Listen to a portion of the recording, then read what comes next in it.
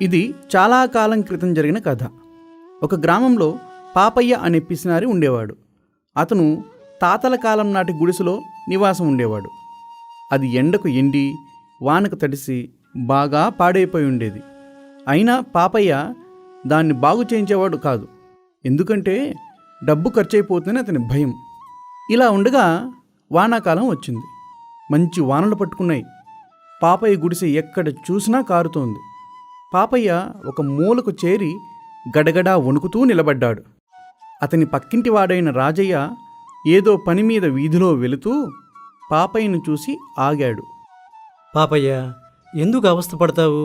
నీ గుడిసెను బాగు చేయించుకోవచ్చు కదా. రాజయ్య, నేను అదే అనుకుంటున్నాను. కానీ ఈ వానల్లో ఇంటి పని ఎలా ఎత్తుకునేది? వానాకాలం పోని, ఎండాకాలం రాగానే గుడిసెను బాగు చేయించుకుంటాను. రాజయ్య అది విని వెళ్ళిపోయాడు. చూస్తుండగానే వానాకాలం వెళ్ళిపోయింది. ఎండాకాలం వచ్చింది. ఊర్లోని జనమంతా ఎవరి పనుల్లో వారు మునిగిపోయారు. ఒకరోజు రాజయ్య పొలానికి వెళుతుండగా పాపయ్య కనిపించాడు.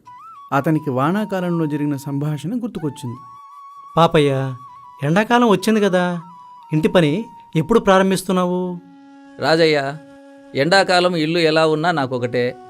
పగలు పొలంలో ఉంటాను, రాత్రి బయట పడుకుంటాను. ఈ మాత్రం దానికి బోలెడు ధనం ఖర్చు పెట్టి గుడిసె బాగు చేయించుకోవడం ఎందుకు? ఆ సమాధానానికి రాజయ్య ఆశ్చర్యపోయాడు. బాలేవాడివే పాపయ్య.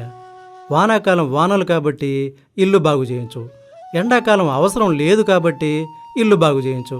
ఇక నీ గుడిసె బాగైనట్టే అని వెళ్ళిపోయాడు. ఇలా కాలం గడుస్తుండగా ఒకసారి మళ్ళీ వానాకాలం వచ్చింది.